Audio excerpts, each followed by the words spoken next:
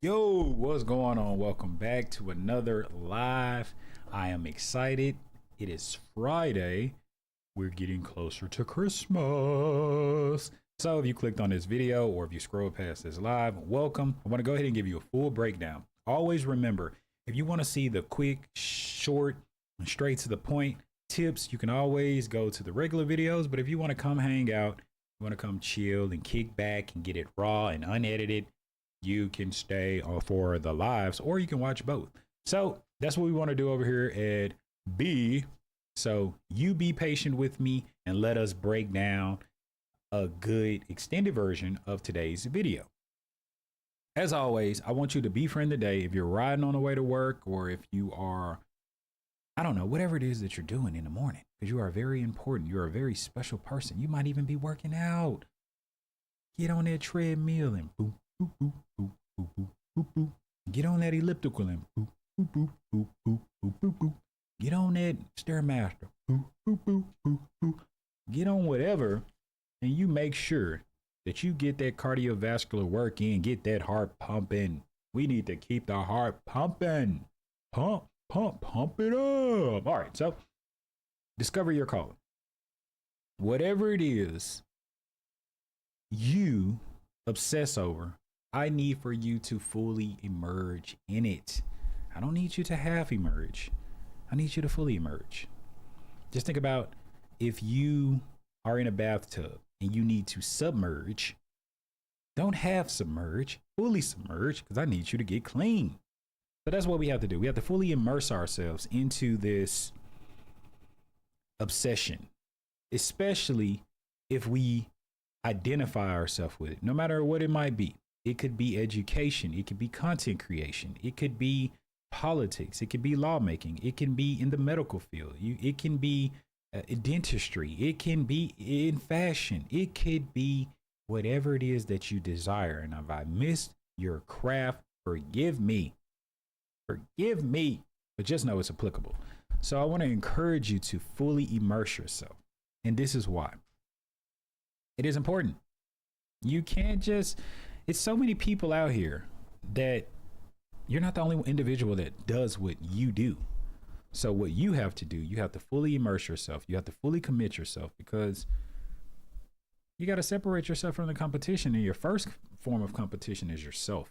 It's your doubt. It's your fears. It's your worries. It's your anxieties. It's your skepticism on, should you even do this? Yes, you should totally, absolutely do this. I'm your inner voice this particular time and moment. Yes, you should do it. Whatever it is that's positive and constructive that you've been wrestling with or battling with, let me be a voice of affirmation and confirmation to tell you you should do it. If it's positive. Only if it's positive, remember that. So let's talk about a few tips. I want to talk about 3 tips, as always, to help you, encourage you to simplify discovering, according to this topic, discovering your calling. And the first one is figure out what you are pulled towards, even if it's a hobby. That's the first thing. You have to self-reflect. You have to self-analyze. You have to analyze and say, you know what am I pulled towards? What is it, something that I seem to cannot live without? What am I gravitated towards? What has this stronghold on me of positivity that I can't even go to sleep sometimes, because I don't feel complete unless I have even tried something. Even if, let's use art for example. Sometimes when I'm painting, I can't even go to sleep because the painting that I just painted was just so hideous. It's like I can't even go to sleep. I gotta go do some more work. And I paint in oil, so if you're not careful, if you get a little too impatient, it can get a little crazy. So that's what I would encourage you to do. Tip number 1, figure out what you're pulled towards, and then fully immerse yourself in it. Because if it's a hobby and you really do love it and enjoy it, and you can see yourself doing this as a career, or even it transitioned from a hobby to a side hustle, It's only a matter of time before you can scale that thing up to where it could potentially compete or replace your full-time job or career. Or maybe you love your career so much you don't want to do it. You think about somebody like Ronnie Coleman. He was a Mr. Olympia and he was still walking around as a police officer. That's insane. I mean, this is like, wait, man, Mr. Ronnie Coleman, what do you give me a ticket? Yeah, give me a couple tickets. Because he had to sign them. They're all autographed tickets. I'm not paying these. I'm gonna put these in a glass box. This Mr. Olympia giving me a ticket with his signature. These are autographs. Sign my car here. Here's a permanent marker. But that goes to show he was fully committed and immersed in what he loved. And also the other thing that he loved. So that's what you have to do. You have to fully immerse yourself, because if you really immerse yourself and give it all you have, you never know. It just might be able to give you a life that you want to sustain. It might be able to afford you a life that you've always desired and dreamed of. So I want to encourage you to figure out, isolate yourself, dig deep, and you never know. It just might give you that opportunity. And that brings me to tip number 2. Once you figure out what it is that you're good at, I want you to study and show thyself approved. I'm going to use Ronnie Coleman, for example. Mr. Ronnie Coleman. Mr. Let me put some respect on his name. I want to use him, for example, because he studied and showed himself approved. He had already fully committed and immersed himself, but he kept falling short at Mr. Olympia. So much so that he went to his trainer and he was like, yo, what do we have to do? The trainer was like, if you really want to beat these guys, man, you have to put on more weight. And if you have to put on more weight, in order to put on more weight, you have to eat more food. And he's like, dude, I'm eating so much food right now. You want me to eat even more food? And if so, how much more? He said this much more.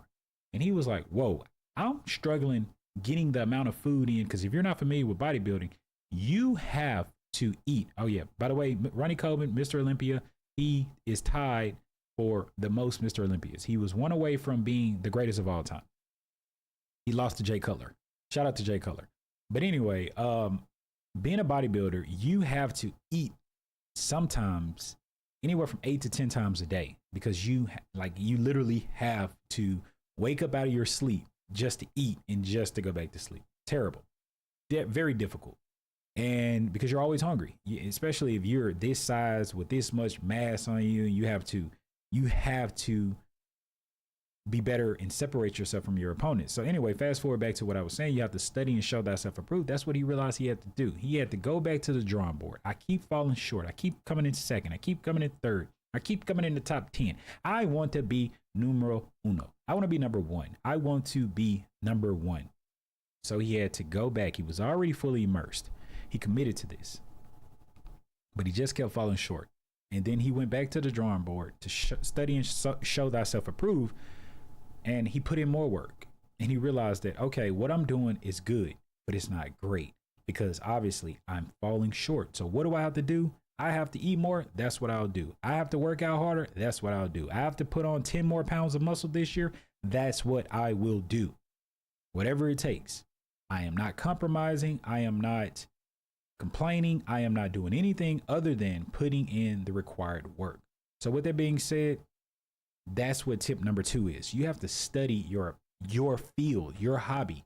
You have to figure out if you really want to be the greatest at whatever it is you're doing, or you really want to be better than you were, because your own competition can be simply you. You can be your own competitor. You can say, hey, look, I've been doing this for this amount of time. I want to be better. I want to level up, because who does anything and does not want to improve?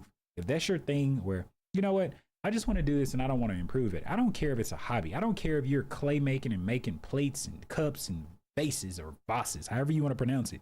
You want to get better. I don't care if you're baking. I don't care if you're making pancakes. You want your pancakes less lumpy. That is just human nature. Improvement, evolving, evolution. So study and show thyself approved. For example, if you make some pancakes for the first time and they're rather lumpy, you're like, okay, you're going to go back to the drawing board. You're going to study. You're going to figure out, Google, how do I make less less lumpy pancakes. And then you'll get your answer. You just studied. Because your hobby is baking, but now you're a better baker. And the kids are, and your husband or your man or whoever is like, wow, those pancakes wasn't as lumpy. They wasn't as crunchy. You did a great job, babe. Mwah. That's what it's about. Studying and showing thyself approved no matter what your hobby is. Always be willing to study, humble enough to study, to learn because you don't have it all in order, and improve. And that brings us to our third and final tip. Surround yourself. This is where humility comes in. Surround yourself with people that are better than you.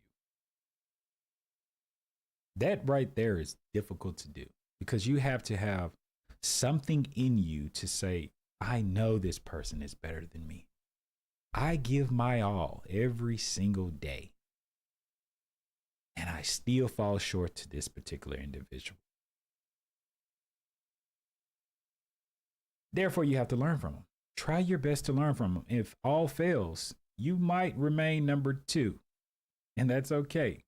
But if you ever were to go anywhere else, you would be the head honcho in charge. Is because this individual drove you to a level of focus, a level of devotion, a level of dedication that you didn't even know that you had. So now you're so far away from your opponents because you were neck and neck with this individual that pushed you to be great. And that's how Mr. Ronnie Coleman became so great.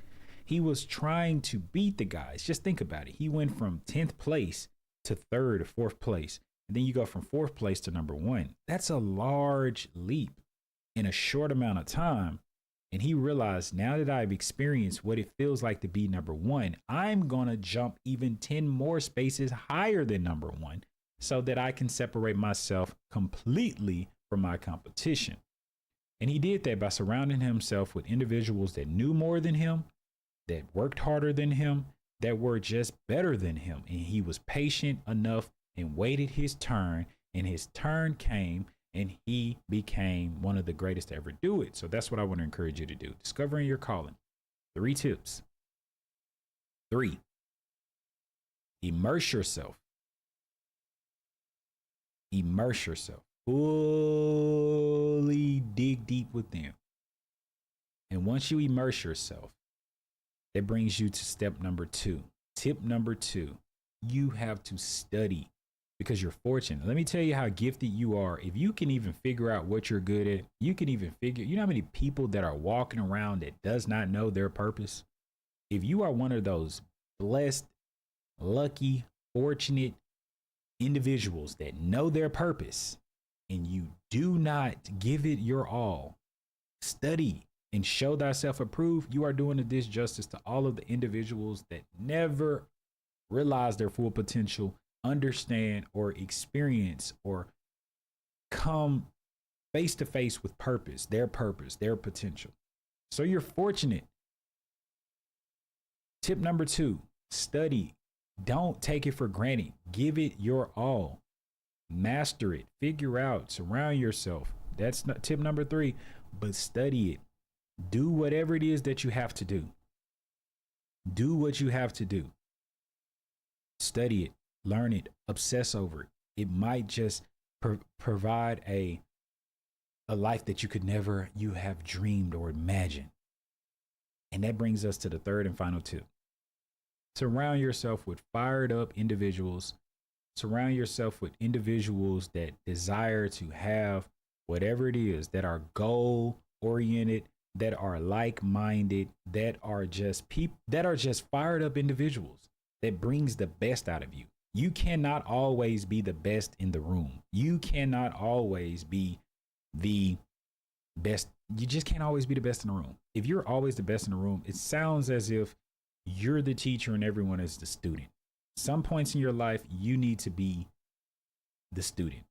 You have to be a student of life. You have to approach everything with a level of humility that prepares you to just get better and better and better. Because if you are the best individual in the room, you need to be second to your own self, because now you need to self reflect and say, you know what?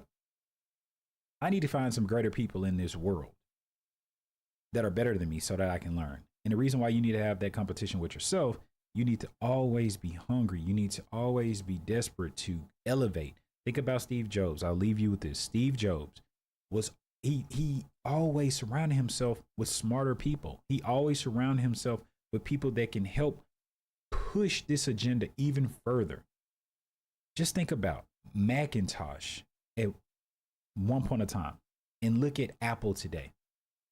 It is incredible. Even without him being here, it has eyes have not seen, ears have not heard the fact that you could do all these things. Think about you can call somebody when the Apple Watch first came out, you can call somebody one on a watch. You can respond to that. Is futuristic technology. We take it for granted now, but just think about that. That's stuff that you would see on Spy Kids, that you would see on Back to the Future. I'll be there in a minute. Like, you just spoke in your watch and it came to fruition. Because I believe if he was still here, that's what he would do. He would go find other people that could push his imagination, help push. Think about Elon Musk. He just built a rocket that can land itself, opposed to something that just blows up and obliterates itself and land in the sea and pollutes the water even more. He literally built something. He thought like, you know what if we could stop wasting so many materials and taxpayers' dollars? If we can get this thing to land, let's just focus on that. Let's not worry about getting outer space. Let's just focus on going up and coming back down so that we can save money, save materials, save time, and we can save this beautiful project that we built. So that's what it's about. Once you figure out what it is that you're good at, first and foremost, be thankful. Secondly, immerse yourself. Thirdly, find other people that are greater or better or equally as fired up as you so that you can enhance your gifts. All of those tips will only make you better once you discover your calling. All right, as always, I want you to be friend today. Happy Friday. And I look forward to seeing